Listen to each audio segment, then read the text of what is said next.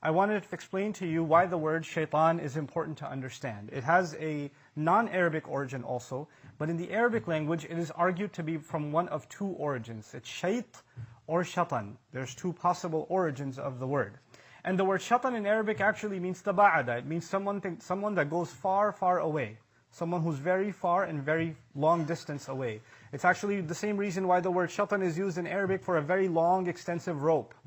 So a super long rope is actually called, al-hablul mumtad is actually also called a shatan. And from it you get the word shaitan. The other side of it, actually, the origin of the word shayt, it actually means someone who is engulfed in flames because of anger. Meaning someone who's fired, literally in many languages, you use the idea of, man, he was fired up, or he was on fire. Or man, they said, what you said set me ablaze, or my heart is on fire. The idea of fire being associated, or being ablaze, being associated with anger, or hatred, or spite. That he's set on fire because of his spite. And some have tried to combine both of these meanings, suggesting that he's gone too far in his hate.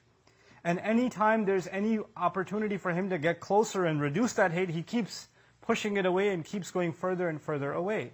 And as a matter of fact, that's part of what he does for us. His job is actually to take something that isn't a good quality that we have inside of ourselves. First of all, he wants to set that quality on fire, excite that quality, serve as a catalyst. He can't make us do bad things.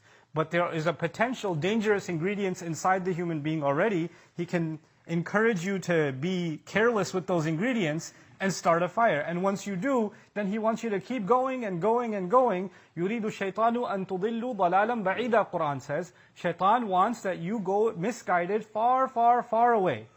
Just like he himself. He wants you to keep going and keep going and keep going.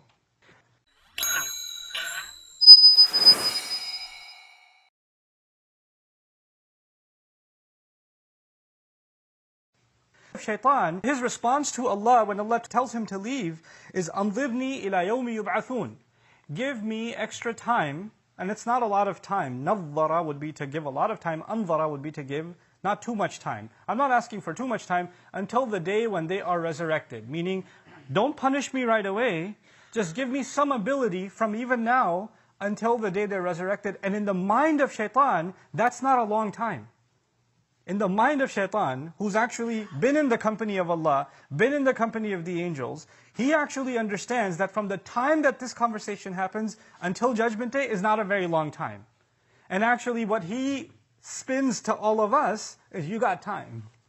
You got all the time in the world. You don't have to change right now. Ramadan's not for a few months. You're good. So in your head and in my head, we feel like we've got very long. And even if death is near, then so what? The Day of Judgment, God knows when that's going to come. إِنَّهُمْ يَرَوْنَهُ بَعِيدًا وَنَرَاهُ قَرِيبًا. They see it as something very far away. Why do you have to worry about it right now? So that's one thing that we get from it. The other thing that's on a side note, some people ask the question, and even recently I was asked, Shaitan is someone Allah kicked out, someone Allah rejected.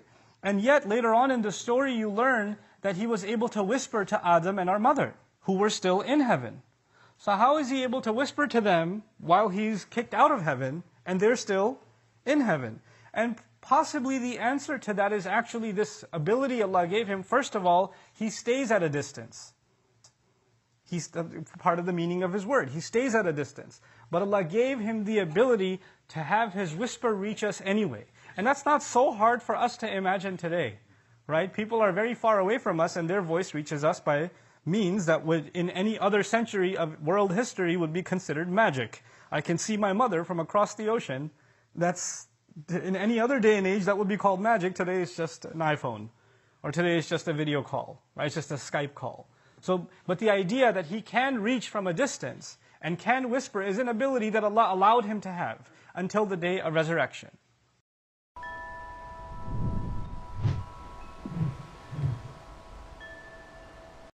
Shaitan, why did he ask for time? He knows punishment is coming. He knows it's not that far away. What's he hoping to gain? He knows for a fact he will not avoid Allah's punishment. He knows for a fact that he's been rejected. There is no success for him at the end of all of this. There is no saving himself. There is no asking for forgiveness. He's given up on all of those things. He's gone far away from all of those things. He's made up his mind. So what's he going to accomplish? In his mind, So long as I can prove to Allah that I'm not the only failure. I'm a failure, sure. But my success will be if I can prove that they're also a failure. Aha, see? You think I'm a loser? They're losers too. And I'll prove it to you. Just give me time. This is his success. In his head, that's a goal. And you know what? That's a goal like a virus that he infects other people with. There are some people in whose life the only thing is, I don't care if I accomplish or not. I just want to make sure this one doesn't accomplish. I just make sure this one doesn't get. This is exactly what happened later on in this surah, in the story of Habil and Qabil. They both offered a sacrifice. One sacrifice was accepted and the other says, well, how was his accepted? I don't care if mine was accepted or not. I can't have him be successful. That bothers me. Jealousy even between human beings. Jealousy between siblings, between loved ones, between spouses, between parents. I've even met children that have said to me, you know, I don't like my parents. Why don't you like my parents? Because they love each other so much, it bothers me. Really? That bothers you? Yeah, because I know I'm never going to have anything like that. It just makes me jealous. Whoa, that's heavy. I mean, it sounds weird and funny, but it's actually pretty heavy. That a person can actually feel that. Shaitan can make you want something. Even if you're not going to have it, I wish they didn't have it. So long as they're miserable, I just want to make sure they're miserable, then I'll be happy. There are some people who might just be, you know, they're okay so long as they don't hear from you. But if they find out that you're happy, if they find out that you were smiling, it really bothers them. Like, why is he happy? What just happened? I thought he disappeared. I thought she was miserable. And now I see this picture somewhere, or I see this video somewhere, or I heard from somewhere that they were happy. Huh? What is this? And then the thought of, how did they get away with it? How are they smiling again? It just eats away at them. They can't get it out of their head. You know? This is from the devil himself. The devil can't see us succeed. And so he tells Allah, give me time and I'll prove my case. But then what he said, he didn't even hide what he's going to do and how he's going to do it. He actually laid it all out. And Allah laid it all out for us, because part of guidance, part of knowing the road is knowing the dangers on the road. So know your enemy. Allah didn't just give us directions. Here's how you get to heaven. Well, here are all the obstacles on your way to heaven. Here's all the obstacles that will keep you from succeeding. And here's your enemy waiting for you. So he says to Allah, قَالَ فَبِمَا أَغْوَيْتَنِي. And it is only because you made me turn the wrong way. This is what he says to Allah. It is only because you made me turn the wrong way. Who does he blame? Allah. This was your scheme. This was your plan. You knew it would bother me that Adam is made from dirt, and you messed, because you're all-knowing, you messed with me anyway, and you made me sin. It's your fault, not my fault. You got me into this. You did this to me. You just don't like me. You have it out against me. You're the one who cursed me. You're the one who doesn't want me to be forgiven. And because you did this to me, I'm going to do this to these human beings that you love so much. So the first part of that is blaming Allah. And because in his response, you know, you could see, first he refused to do sajda. That was a distance away from Allah. Then he took another step and he said, well, I'm better. Another step away from Allah. That's an act of arrogance. But now he's taken a huge step away from Allah. When he says, no, not only am I not wrong, you're the one who's wrong. You're the one who did wrong to me. Now he's blaming Allah. He's taking even another step. Guess what he's going to do with humanity? He's going to come to each one of us, and first he's going to make us disobey Allah. We all disobey Allah at some point. We're not perfect. We're going to make mistakes. But that's one thing. And maybe one time you make a mistake, you feel bad, you ask Allah to forgive, you repent, you cry, you feel guilt inside you. That just makes you human, and that makes you like Adam alayhi salam. But he comes and makes you sin again, convinces you to sin again, convinces you to sin again. And the next time, he adds another worse step that takes you, it's way worse than the sin. Sin is bad, but something way worse is when you start justifying it.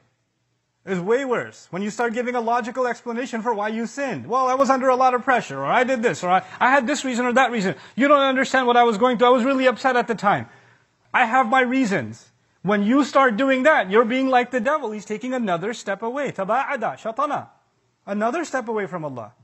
But the worst of it all is someone keeps going down a road of sin, and then when you say, why are you going down this road? You say, Allah wants it this way. You know, if Allah wanted, I would have been a better person. I don't even know why He hates me so much. God just doesn't like me. What has He done for me? And you find people that have now drowned themselves in sin, now speaking about Allah in that way, exactly the step-by-step procedure Shaytaan took to take another step, before he's an infinite number of miles away from Allah. This is taba'ada. And all of this out of his rage. Fueled by the fuel of this vehicle is his rage. So he will want that for humanity.